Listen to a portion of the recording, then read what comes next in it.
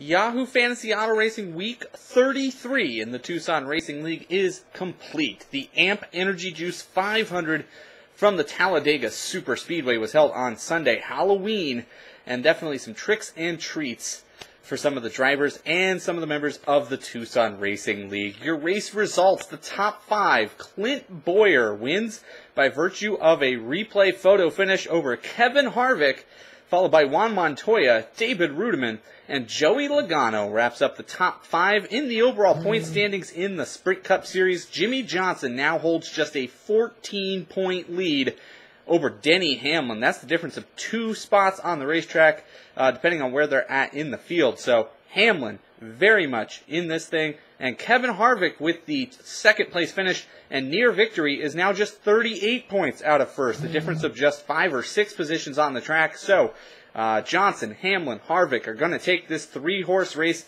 to Texas next weekend.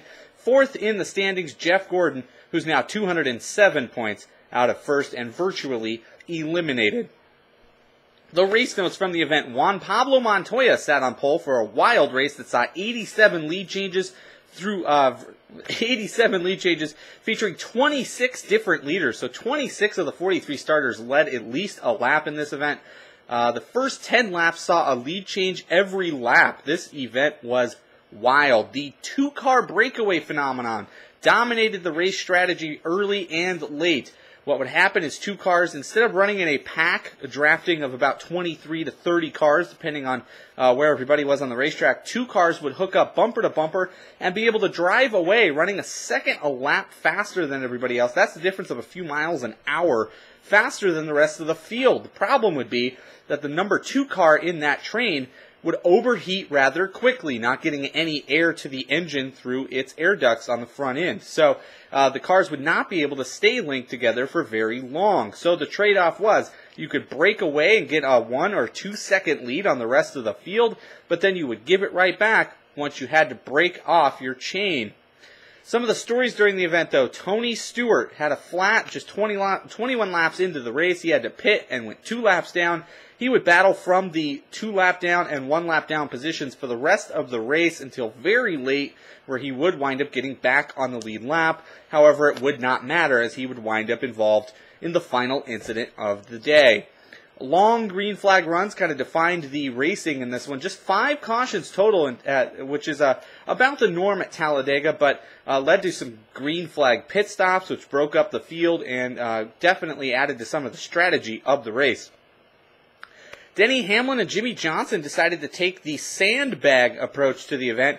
Because the cars run in a big pack, and there's always the danger for a big one, as they like to refer to it, a 20-plus car pileup, some drivers choose to ride in the back of the pack, where they can basically keep touch with the field.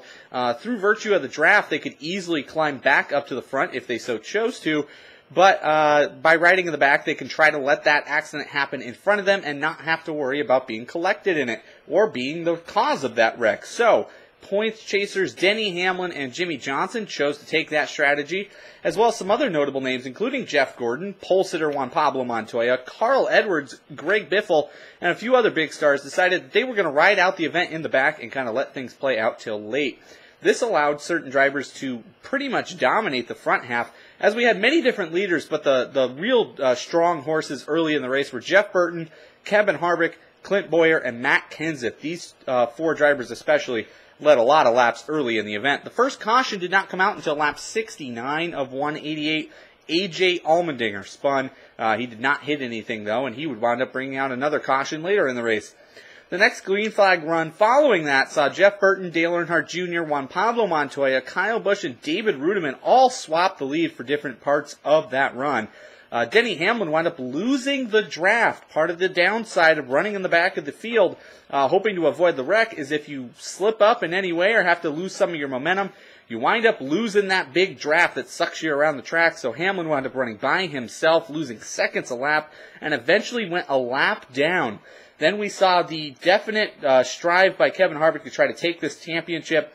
He attempted to keep Denny Hamlin a lap down. Harvick, running up at the front, saw that Hamlin had fallen a lap down and decided to hook up with Clint Bowyer to try to keep Hamlin behind him, therefore keeping Hamlin at risk of never getting that lap back. It was definitely some hard racing early and in the middle sections of the race that you don't normally see out of some of these top contending drivers.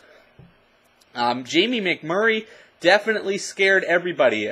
During the race, about midway through, he actually got way loose in turn 3. Car was just about sideways, but he saved it as the crowd gasped and had to catch their breath following near disaster. The second caution of the race was for a 2-car wreck, a hard wreck between Dale Earnhardt Jr. and Jeff Burton, 2 definite contenders to win the race. Jr. basically got Jeff Burton loose in turn 3, and Burton wrecked. Both cars wound up behind the wall. Jr. was able to get back out, but would not really beat a whole lot of people, and Jeff Burton wound up finishing in the 40s. The third caution of the event, lap 141, Marcos Ambrose spun and collected Bill Elliott along with him. But the big story, because of this wreck, Kevin Harvick wound up getting some front-end damage as Ambrose spun across the front end of Harvick's car. They had to put a ton of 200-mile-an-hour tape on the front end of the car so that it could continue, and Harvick would have a valiant effort ahead of him, and he was up to the task as Harvick did not let himself lose a lap and was able to contend despite massive damage to the front of his car. Denny Hamlin picked up the lucky dog because of this wreck too, so the third wreck of the race was definitely a game changer. Fourth caution of the race was on lap 152 for debris. Following that, the race was coming to a close. The tension was building. Race leaders included Martin Truex, Matt Kenseth, Denny Hamlin, wound up working his way from picking up that lap back pass to taking the lead, and Kyle Busch also helped out with Denny Hamlin and got the lead in return. Jimmy Johnson's crew chief, Chad Knaus, decided to give the go-ahead and march forward with about 30 laps to go. Johnson and Gordon tag-teamed the field here, absolutely ran everybody down, moving from 27th to 1st and 2nd in just 15 laps. The fifth caution of the race, though, would come out with just 7 laps remaining. Debris from a Joe Nemechek issue on the racetrack set up a 5-lap shootout to decide everything. Tony Stewart would wind up finally getting his lap back as a result of that caution, and as we mentioned, it would not matter. Clint Bowyer and Kevin Harvick decided that they would fight it out for the lead. Jeff Gordon thought he was having an engine failure prior to the caution, found out he wasn't, but he wound up letting Jimmy Johnson go. Gordon dropped to the back of the field. Johnson did not have a partner as the race came to a close, while Bowyer and Harvick were able to kind of work together. Bowyer, Harvick broke away using drafting partners David Rudiman and Juan Pablo Montoya as a 2-car freight train. Side by side, the 4 of them pulled away from the pack, and coming to the white flag, Kevin Harvick actually had the lead, but behind them, a wreck on the final lap, taking the white flag. A.J. Allmendinger got flipped into the air by David Gilliland, and Allmendinger would actually smash into the inside wall. Tony Stewart, Scott Speed, among the others who were involved and spun. The NASCAR decided to throw the caution for safety concerns, and they had to go to replay to decide who was actually ahead when the yellow came out, and based on camera footage, they determined that by less than a car length, Clint Bowyer had clipped Kevin Harvick for the lead, and Clint Bowyer was awarded the victory. Harvick and Hamlin, though, both of those drivers trying to catch Johnson in the point standings, finished ahead of Johnson. So, 34 points separate the top 3 as just 3 races remain. In the Tucson Racing League, we definitely have a points battle heating up of our own. We'll get to that in just a sec. But in the race itself, the 5th overall win of the season and 2nd in a row goes to Team Edwards. Team Edwards, the driver, with 328 points this week, has ran down Greek Thunder for 5th in the standings with the win. Team Edwards started 2 drivers in the top 10 with Kevin Harvick and Jimmy Johnson 2nd and 7th, and then 2 more drivers getting 16th or better. Sam Hornish wound up 15th after a pretty strong day, and Matt Kenseth was 16th. Second this week for the 2nd week in a row was Kane Rules, finishing with 313 points, just 15 points out of first place. Had 2 drivers in the top 5. That was Kevin Harvick in 2nd and David Rudiman in 4th. And then Paul Menard 13th and the disappointing Kurt Busch in 30th out of Group A. Third this week, Lightning McQueen with 304 points, just 24 off the pace. Had 2 drivers in the top 10, Harvick and Johnson. Then had Sam Hornish 15th out of Group C, and the other B driver, Ryan Newman, was 23rd. fourth, Hulk Smash with 302 points this week. Gains 79 points on High, Wide, and Handsome in that race to try to chase down first place in the points with just 3 races remaining. Hulk Smash had winner Clint Boyer, 6th place Martin Truex, a 20th from Eric Almirola, and a 30th from Kurt Busch. Rounding out the top 5 at Talladega, Greek Thunder with 271 points, 57 points out of first place. Started first place Clint Boyer and 8th place Jeff Gordon. And then 2 drivers in the 20s, Ryan Newman 23rd and Scott Speed 29th. 6th this week was your points leader, High, Wide, and Handsome with a very disappointing 223 points, 105 out of first. Only had 1 driver in the top 15. That was Kevin Harvick in 2nd. Then had Eric Almirola 20th.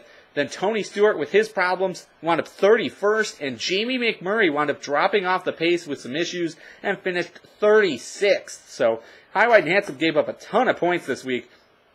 7th, and also giving up a ton of points, The Wall Always Wins with just 156 points this week, finishing 172 points out of first. This team's best driver, C driver Paul Menard in 13th, and then nobody else in the top 30. Had Tony Stewart in 31st, Jamie McMurray in 36th, and Jeff Burton in 41st. 8th and 9th was a tie this week between Whoa, a left turn, and Oh No, a blowout. Neither team started an eligible driver, and both finished with 0 points. So in the overall standings, High, Wide, and Handsome now has 8,896 points, but only a 162-point lead on Hulk Smash with just 3 races remaining. To break that down, Hulk Smash would need to make up 54 points per race to catch Handsome by season's end. So definitely a gap that can be closed down, especially given the fact that Handsome gave up 79 points in 1 week this week. 3rd in the standings, Lightning McQueen, 311 points out of first place, would need to make up 104 points a race to catch the leader. And considering the fact that High, Wide, and Handsome finished 105 points out of first place this week, it can certainly be done. And then 4th, The Wall Always Wins, is 507 points out of first place. To break this down, definitely a stretch now to win everything, but is 169 points per race it would need to catch High, Wide, and Handsome. A battle for 5th is broken out as Greek Thunder, with some terrible weeks the last month or so, is now 823 points out of first place, but only 17 points ahead of 6th place Team Edwards. So Team Edwards and Greek Thunder will definitely battle it out to try to finish in the top 5 at season's end. Then you have Whoa, a left turn in 7th, Blowout sits 8th, and Kane Rules sits 9th, all thousands of points behind. Next week, week 34, just 3 races remain. It's the AAA of Texas 500 at the Texas Motor Speedway, the 1.5-mile cookie cutter oval. Your pool will lock Friday at 2 in the morning, and Sunday at 1 o'clock. Your starters will lock for the late start on Sunday. So we'll hope to see you back next Monday, and we'll talk a lot about how the points were going to shake out with just 2 races remaining after next weekend's race at the Texas Motor Speedway.